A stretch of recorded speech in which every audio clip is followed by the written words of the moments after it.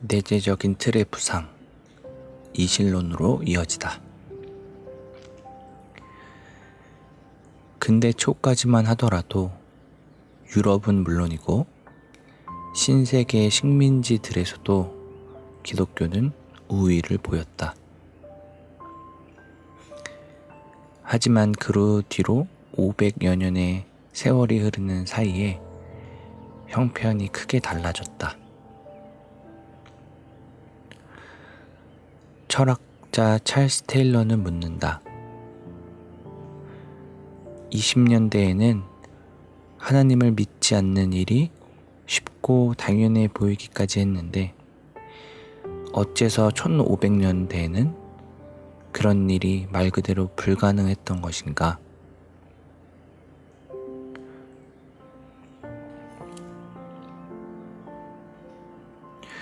지난 500여 년 사이 신앙적 분위기가 가득했던 서방의 여러 나라들이 차츰 세속화되었다.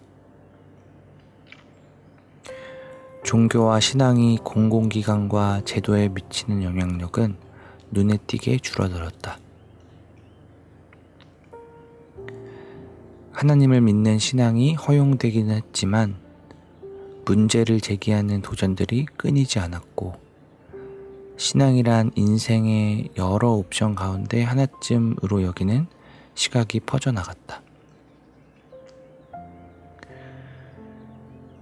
테일러는 현대 세속주의를 설명하는 독특한 용어들을 여럿 만들어냈다.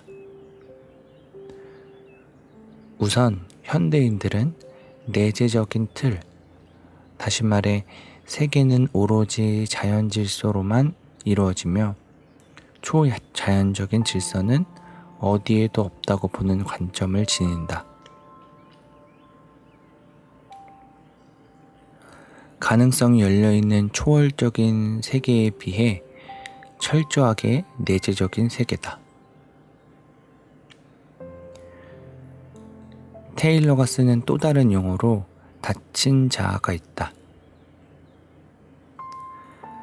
지난날의 자아 개념은 막히지 않고 열려 있었다.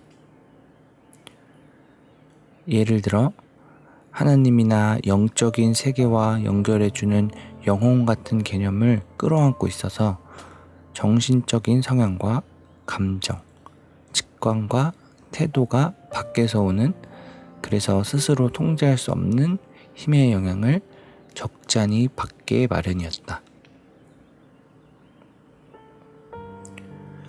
올바르게 사는 법을 배우려면 자아의 한계를 넘어 바깥을 바라보아야 한다는 이야기다. 하지만 현대인들은 닫힌 자아, 곧 울타리 안에서 묶이고 독립된 자아를 가지고 산다. 초월적이고 초자연적인 질서란 존재하지 않으므로 스스로 자신이 누구이며 무엇이 될지를 결정하는 주체가 된다. 어떻게 살아가야 할지 알기 위해 자신 외에는 무언가를 바라볼 필요가 없다. 오늘날의 자아는 자신을 위해 사물의 의미를 결정하는 주권자의 자리에 올랐다.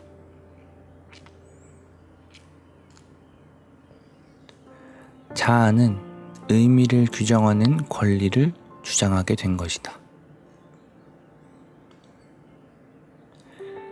테일러는 이렇게 자아관념이 새롭게 변하기까지는 제 힘으로 도덕 질서를 바로잡을 수 있다는 자신감이 몰라보게 커진 게 큰 역할을 했다고 주장한다. 과거에는 우주를 이해하는 인간의 능력에 관해 훨씬 겸손한 입장이었다. 더 큰 우주를 염두에 두었기 때문이다. 거기엔 끝을 알 수 없는 수수께끼가 존재했다. 인간 이성으로는 죽었다 깨어도 가늠하거나 헤아릴 수 없는 깊이였다. 인간의 철학으로 그려볼 수 있는 하늘과 땅에 속한 것들 이상의 무언가가 있었다. 오직 내재적인 요소들만 가지고 규정 지을 수 있는 우주가 아니었다. 영적인 요소들도 차고 넘쳤다.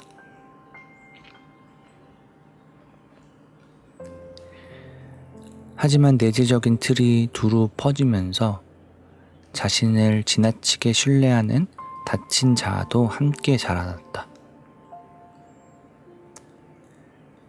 테일러는 학문적인 용어들을 동원해 이야기했지만 일상생활에서 그 핵심을 드러내는데 더 대중적이고 생생한 표현들을 얼마든지 찾아볼 수 있었다. 최근에 나온 뉴욕타임즈 기사는 요즘 사람들, 특히 여성들이 스스로 이름을 짓는 트렌드에 주목했다.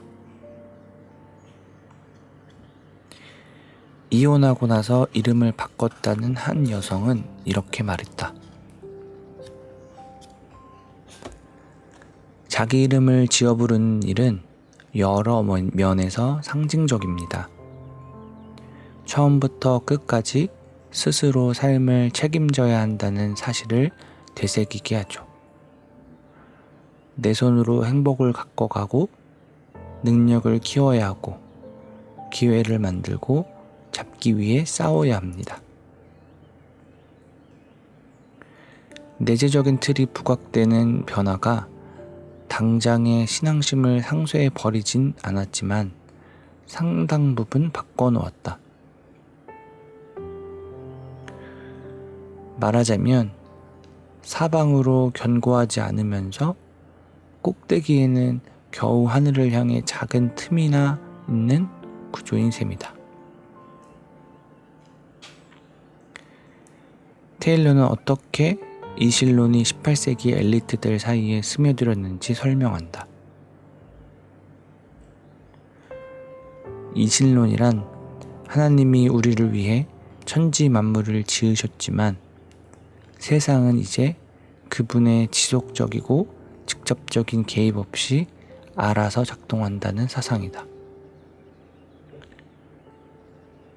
세상은 시계처럼 돌아가며 과학적으로 파악할 수 있어서 신의 계시는 조금도 필요 없다는 것이다.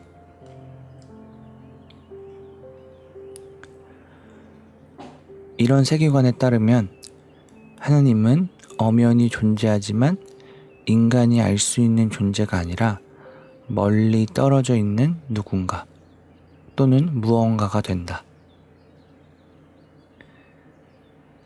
인간의 주요한 책무는 주님을 사랑하고 예배하며 섬기면서 그러지 못할 때마다 용서를 구하는 것이 아니다.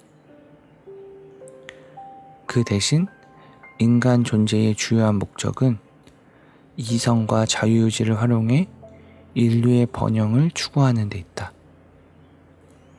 한마디로 하나님의 영광을 위해 인간이 존재한다는 구시대의 기독교 사상이 물러가고 인간을 보살피고 뒷받침하기 위해 하나님이 존재한다는 신념이 그 자리를 채우게 되었다.